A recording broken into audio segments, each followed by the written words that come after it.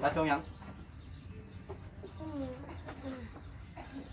ลองคนกลางเลย คนกลางเนาะทางลุมเด้ทางลุมจำเลยวะเอาก็ไหลขาวไปเลยเนาะแต่จะค้นมาจะช่องคนบริเขาเฮียนออกแล้วเนาะใช้ด้านหายทางหน้านี่คือว่าไปเบิดแต่เด้งบอก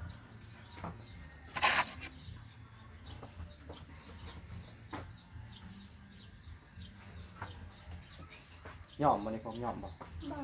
ให้ลงดินผมย่อม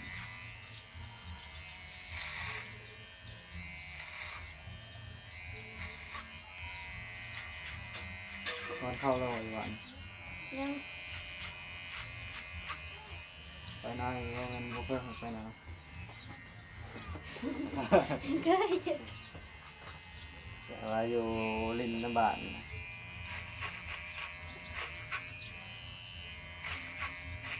ไปผู้มือไว้เถอะมันจะไปไหน ว่าเราซื้อไฟนะไปดงไปให้ เฮ็ดนี้เฮ็ดวันบอก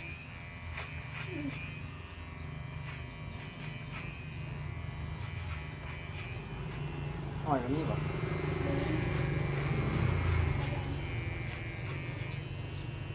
พวกแรกเลยลอยมันนะ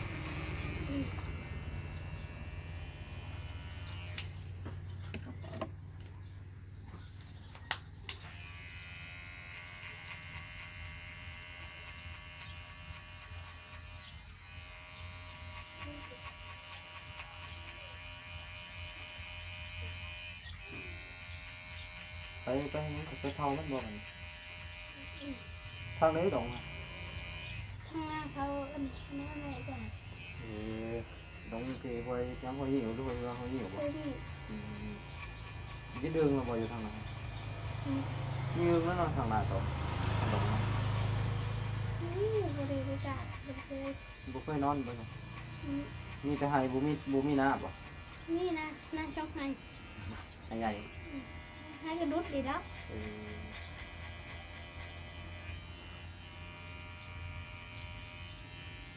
vậy là như thế hay mắn bố mi con mắn bố mi khẩu hay đun này có kêu quá บอกให้มันหัว ถ้าเป็นคนนี้บนแบบเรือเข้ามาอยู่น้ำบาดเลย เคยร้าย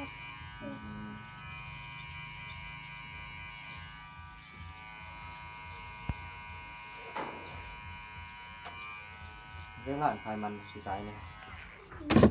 จัก เอาพวกปั้นให้บ่ ปัน อย่ามาเอาพวกปั้นให้เมื่อไรเนี่ยเห็นนำกันพวกปั้นกัน ผู้ชายนี่คนสองคน ชอบใคร ก็ไปกับแม่ นี่สับไปทั้ง เขา นี้ ก็บริกร เงินเอาบ่หัก ไปอันน่ะเขาไปเที่ยวไปเกิดไปขอนแก่น ไปคอนแก่นไปเห็นได้คอนแก่น ไปตัวหลาน มันสบายเนาะป่วยเป็นยัง ไม่งอกไม่ปะ ชีวิตบอกมีจัง นี่แหละ ให้ขับรถไถโต๊ะนี่ครับอ่ะคิดแกว้งคิดอยู่ว่าแกว้ง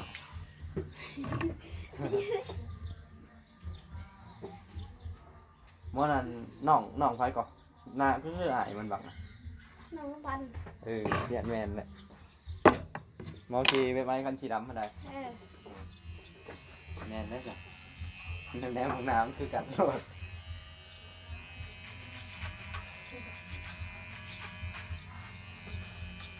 ยามหน้าไทยหน้าเหรอเดี๋ยวมาไทยดำไทยยังกับไทยบ่แค่นอนหลุดนะตัวนอนแค่ไม่หน่อยเดี๋ยวกระโตผมเป็นขับรถแล้วเล็งตาเสียบไว้ไว้บ่เล็งรถ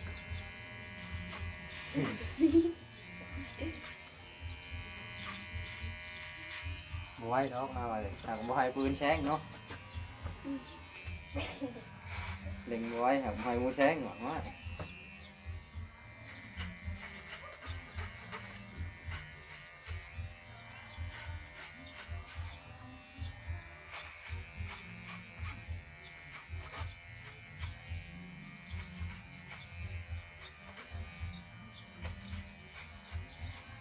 ไปลินทางนี้สงกรานต์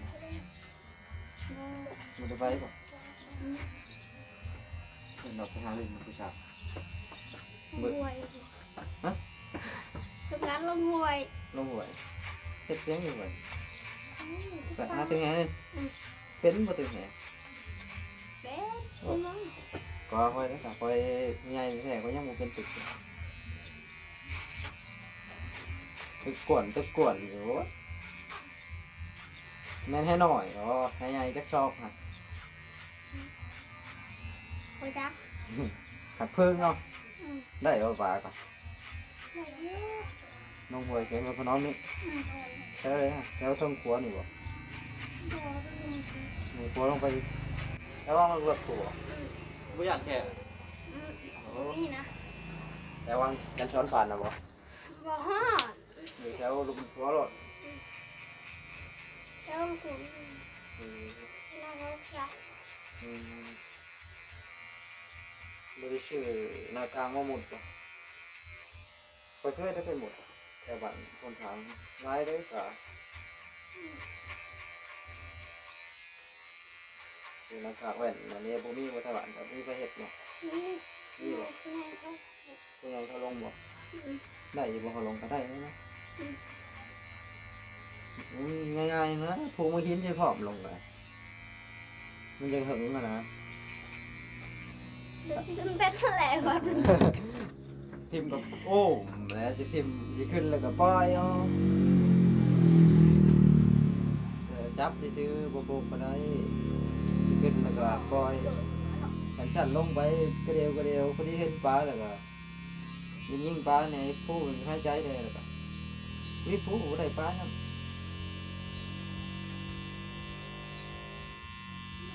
ต้องมีคงน้ำหนักไว้ทีนี้แม่บุกเลยไปก็เถื่อทำเงินช้างหมดบอลนำเลิกยันแค่ว่า ปลาใหญ่เลย อย่างเขาหมดอันนี้แต่ยังปลายังตก พวก ตะข ป อ ลาปลา ปลาก็ได้ ปลาในก็นี่ เราไปผู้เดียวเราบอกเขานะ เพื่อก็เพื่อเล่าบุค่อยบุดักเอา ดัก อย่างนี้เนาะ คือ เรา ใส่นอนเราไปแต่ตัวตึกมันงุ่มบ่ mà tức lông lực mình còn có hiện ra đấy đứng trên ma rồi đấy mình đứng một cần rồi đấy lúc phải có đấy phải dành hé anh chị khác thì hành chạyอยากhành chạy đểอยากกดแหđể đi chỉ đứngแหขึ้นเลยไปเรื่อยๆบ่ตึกได้ว่า4-50โตเหมือนนี้บ่ฮอด đi lại มันบ่หลายไปคนหลายบ่ได้ขึ้นมาแม่นจีเลยบ่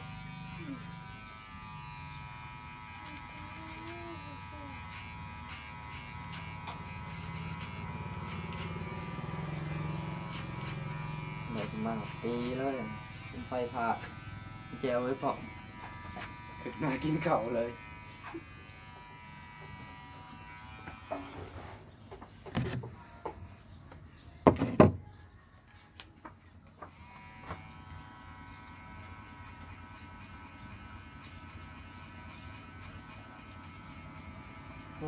ยังบ่ทันในวันกะนะบ่มีผลบ่ทางงาน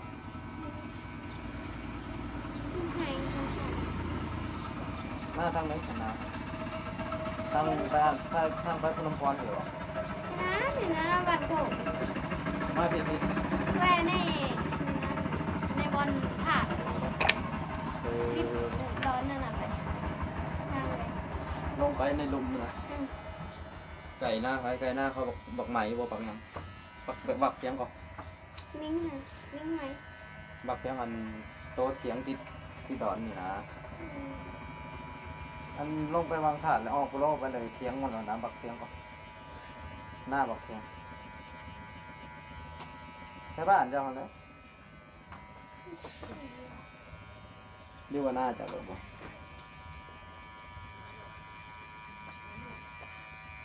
น่าจะลงไปเมื่อลุมนี้กว่า ไปทำทางอะไรบอกได้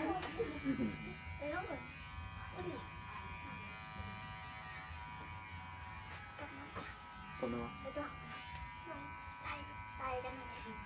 มันที่เกิดวันอะไรพบเนาะ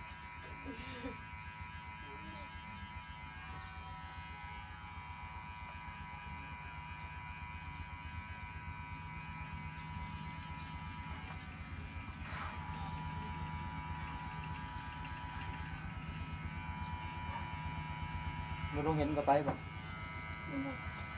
เวลาไปมุนพังเลยอย่ามาเห็ดของไฟเห็นไฟมาจุดอยู่บ่บ่เห็ดอีกมาอีกบ่แต่มาไก่มันก็มาเลยไปยอกพี่โขนคือเขาอ่ะ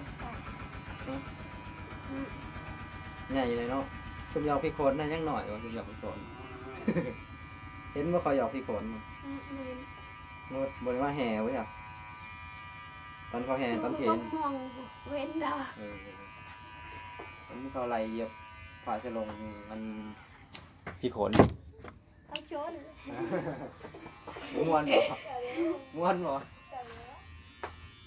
ก็ไม่มึงก็รถอยู่ว่าอะไรเหยียบผ่าจะลง จะเป็นเอาอีกแทง มีดแทงตายเลยเนี่ยมีดมัน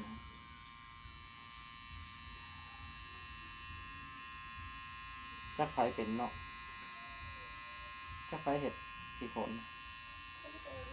บ่เห็นหน้าจักเขาเปิดหน้าตอนไหนไม่เห็นเนี่ยเขาปลดอันหน้ากาพี่โขนเนาะ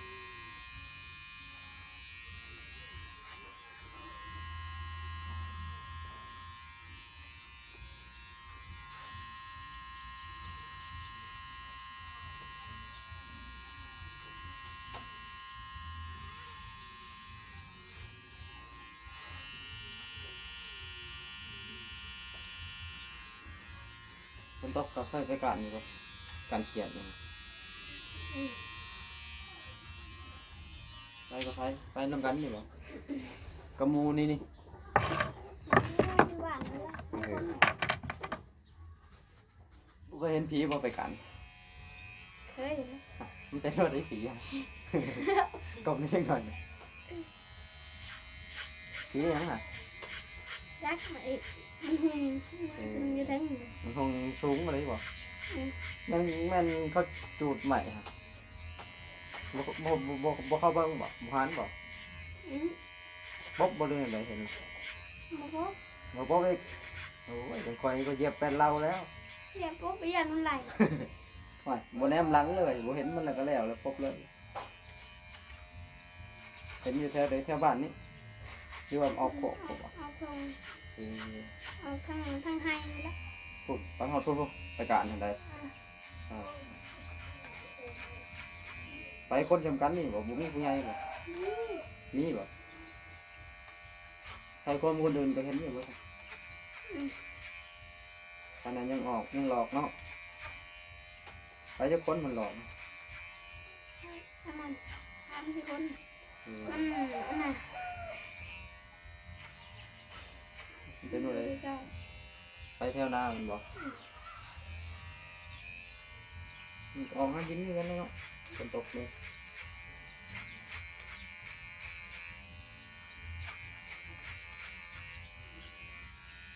เห็นงานไปที่กบก่อนมูแล้ว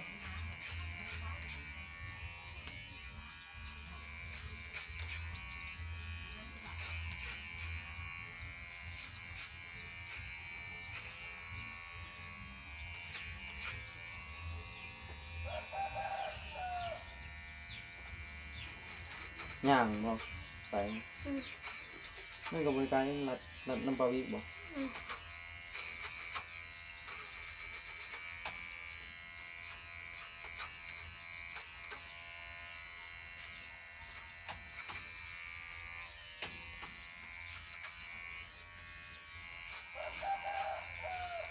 ยังซ้ำตัวนี้ออกเอากรงมันนี่ก็ห้าละ อืมคือไก่เนาะ โอเคจ้ะ บ่ไก่ไปไหนใดเนาะ อืม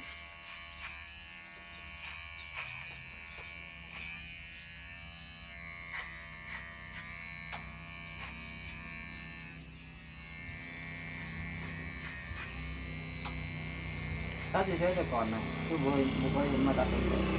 ตัดอยู่บ้านบ่ อืม ไปตัดให้หมู่หรือว่าไอ้เนาะ อืม หมู่ มันจุกเสียตัดมาเลย คือ กัน เรามาตัดอยู่บ้านบ่ อืม พี่น้องกันบ่ครับรับหรือว่าอะไรบ่ เป็นตัดแล้วเราเมื่อตัดให้หลาน เรามา เอา ตัด ไว้อ่ะสิ เราอัดคลิปไว้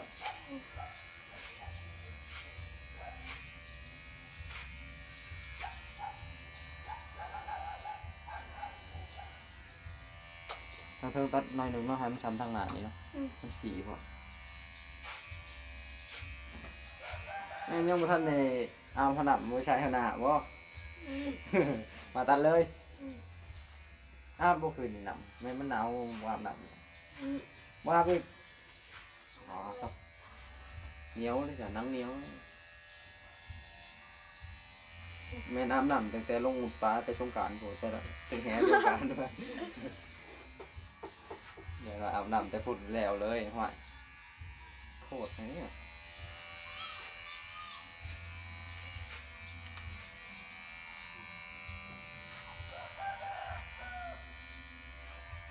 สีหนังมันก่อนอยู่ในคือยังสีอยู่นี่มันคือหนัง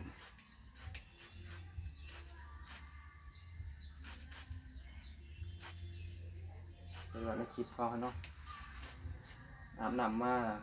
ยังมาสีคือเก่า ผมหน่อยอยู่ก็ยังสีเดี๋ยวคักนะไอ้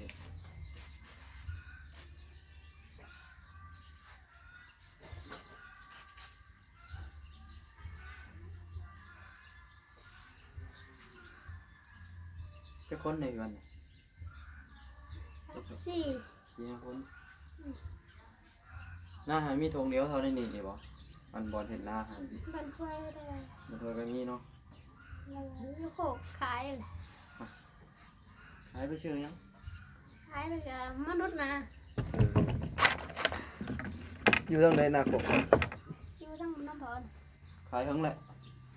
วางเดินสี่ขาย สักแสนนะหอนบ่แส แค่ น หนึ่ง แสนหนึ่งโอ้หา60 ล้านเลยได้60 ล้านเราปันให้เท่าไดฮะ นี่ โว้บ่มีบ่ได้แล้วอะสิปันเท่านี้แหละลูกน้ำสิหมดเท่าไหร่หมดบ่10 ล้าน 30 ล้าน 30 ล้านมันให้ใหญ่เลยซื้อรถอีกรถหยัง ไทยตัวมัน ซื้อหยังรถเซ็ตที่บ่โตบ่ใหญ่ๆหั่นบ่ลายไปเลย นี่เหมือนเลย เลย 38 38,000บ่ได้ยังจะลูกว่า อืม บ่เหลือ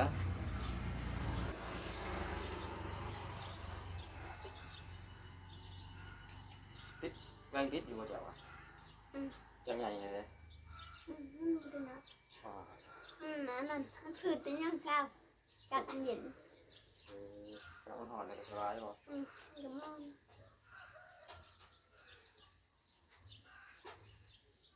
เล็งช้ำจิมวนแล้วเนาะใหญ่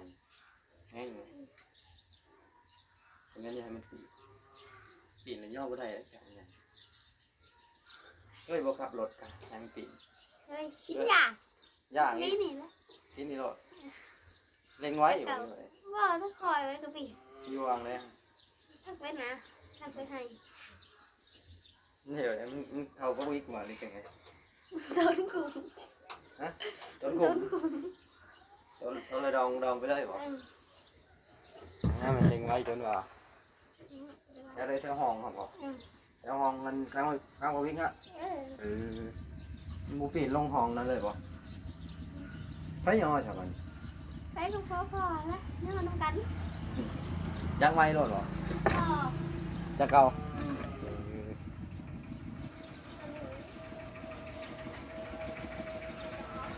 จักไม้ในรูปเลยเนาะนี่เองก็ทำหน้าหมอหนีเลยพวกไก่กันบ่นั่นมาเพื่อนมาถือหนิงหน้ามันติดง้อนนี่เหรอน่าจะเอาลงไปกว่านี้บ่ ข้าว หน้าตัวหน้าตัวเข้าบุกเหล่มาเห็นเนาะโห ใส่กัน อะไรนี่กันนะเหล่ไปทางนี้เนี่ย อันนั้นเขาปรุงแล้ว ไปพักผ่อนแล้วเนาะ ช่วงไง เข้ามาอีกเลยไม่ชอบมวยดูดีหรอ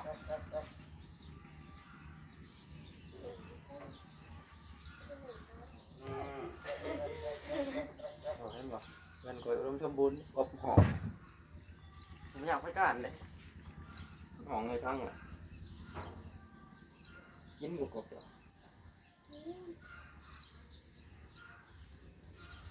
แม่มึงถ้าคนตากบตะเกียดไปกัน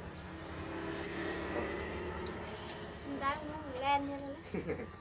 ถ้าไม่งูมถ้านำมือว่าถ้าก็ตะเกียดนะวะ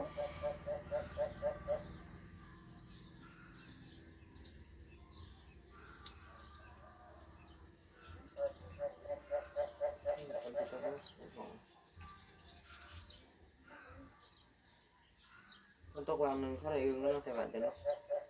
ตกทางพนมพรทะเลทางคือว่าอึ้งหอมน้อยใหญ่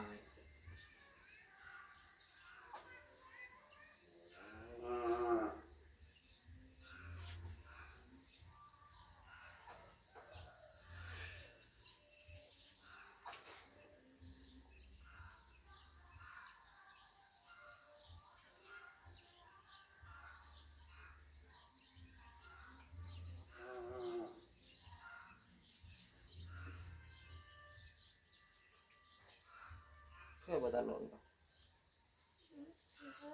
ได้บวชนั่นได้ตลอด บดแต่โดนเลยที่นี่ที่กายนี่วะคือเองอยู่ปะคือวันไหนเองหัวหล่นตัดคิวมันจะเอาได้หล่นบุกขึ้นมาเองหล่นยังไงเลย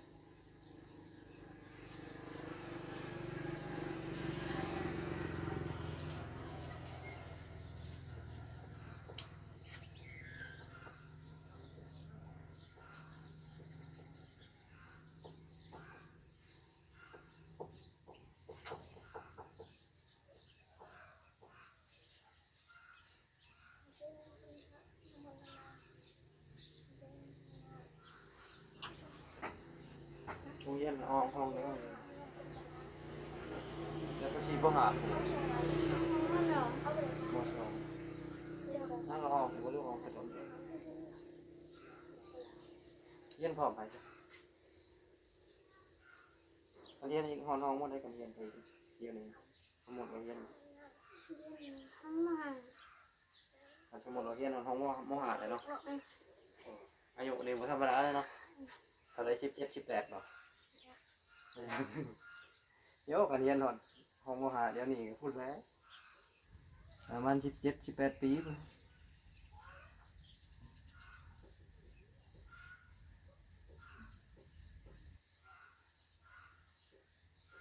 ที่ขันยางไม่จังหวะงัวอ๋องัวฮะโอ้ เขาจิ้มหมด น่าคนในบ้านอะไร ยิงคืออ่างหมด ไปทำงานหมดเหรอเดี๋ยวออกเลยอยู่ลำบากนะ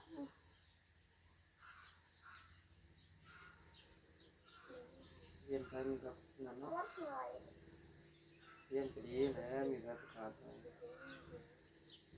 มัวเราแล้วมุกเนาะเอาน้ำมัวเอาน้ำมุก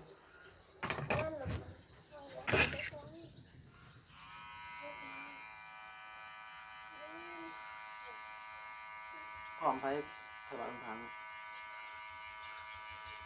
เรียนพร้อม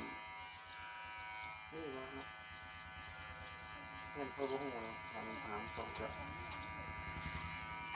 เรียนก็ได้ไปเรียนอยู่โรงวันแล้วเนาะปีนี้เนาะ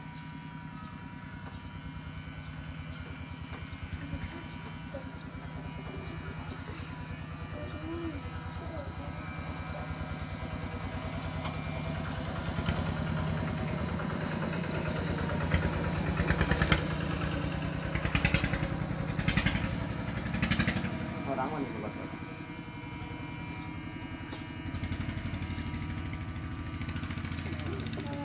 ไปเอาเขานี่แล้ว มันอนาคตมันดังกดหรอกดังแม่เห็น เดี๋ยว ปะ นี้อยู่บ้านมีแต่ทอดไล่ คือพอหลังไรพอเงาๆของบ่พอเขาแต่งนะตัวเอาออกบ่บัดใช้พอดังน้ำลายแล้วเอาออกเอาดังเลยเป็นอะไรเขาจะหายหัว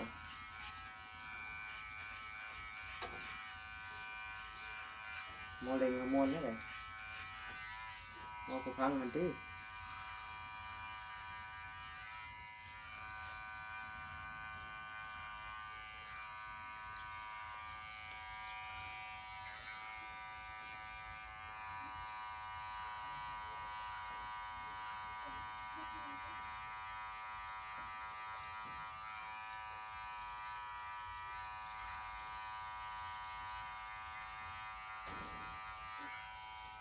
มอตัวเขาหลัดวางมือทำพอกระบอกหรือว่าพักผ่อนยาวเลยมอตัวเอาไปหลัดนักเรียนหา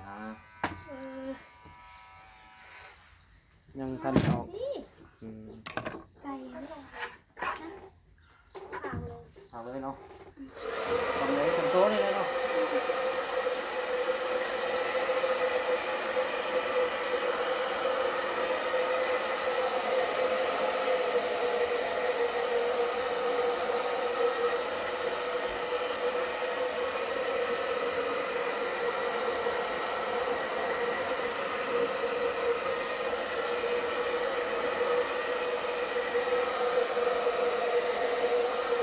ทำเป็นปันเลยเนาะเป็นยังสั่นอยู่เลยเราคือกระโปะเลย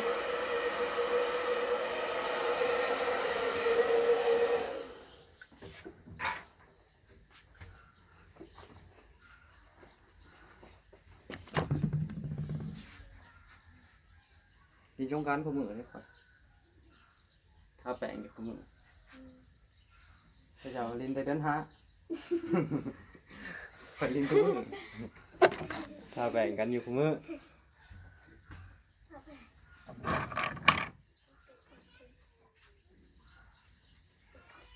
ผู้ชายว่ะเป็นผู้ชายหันไปหยอกเขาจัง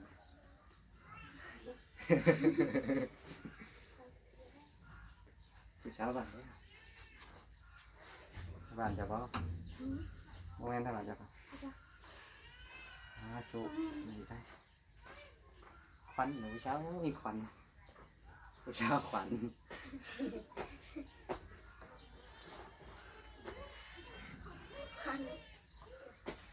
เช้าของแท้